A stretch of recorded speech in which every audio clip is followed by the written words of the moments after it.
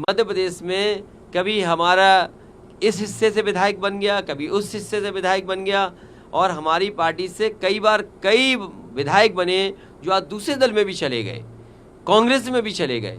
और मैंने याद दिलाया कि जिस समय कांग्रेस को समर्थन की ज़रूरत थी, उसमें सबसे पहले समाजवादी पार्टी के विधायक ने समर्थन किया था और सरकार बनी थी। हम बीजेपी के खिलाफ हैं, और जिस समय भी कांग्रेस के नेताओं से बात हुई उस समय मैंने कहा कि हम बीजेपी को हराना चाहते हैं, जो हमसे सहयोग लेना चाहो ले लो।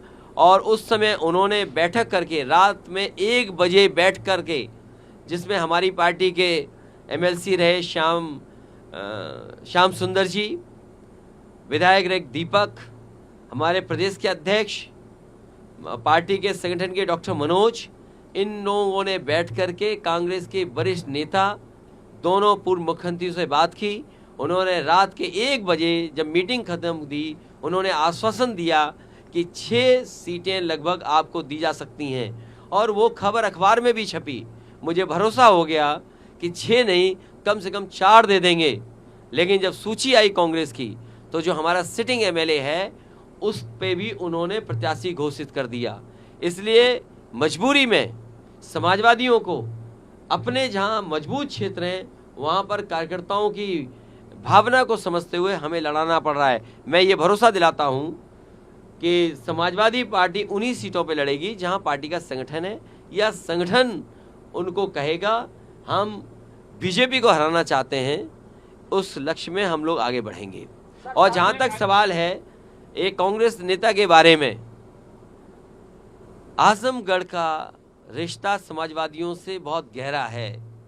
अगर कोई आजमगढ़ पर टिप्पणी करेगा तो वो लोग भी सुनने के लिए तैयार रहें, या फिर सोच समझ करके बोलें। अगर अपने बड़े नेताओं से पूछ करके बोल रहे हैं आप, तो बात अलग है।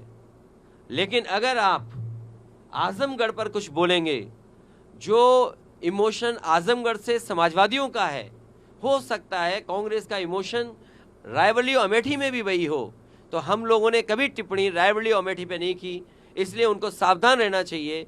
आजमगढ़ जैसी जगह पर उसी तरह के इमोशन का भाव है, इसलिए टिप्पणी करने से पहले बहुत सोचना चाहिए। मेरा मानना यह है कि अगर आपको सीट नहीं देनी थी तो समाजवादियों से बात नहीं करनी चाहिए थी।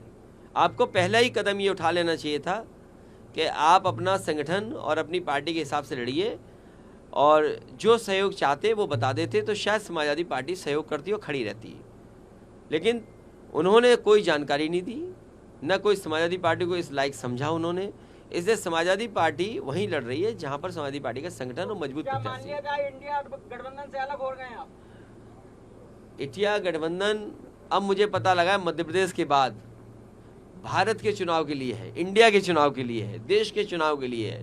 तो देश का चुनाव आएगा तब बात की जाएगी, और जिसको सीट चाहिए होगी या जिस पे बातचीत होगी वो अलग प्लेटफॉर्म है। लेकिन ये सवाल ये है, क्रेडिबिलिटी का है, कि अगर कांग्रेस इसी तरह का व्यवहार करेगी तो कौन उनके साथ खड़ा होगा।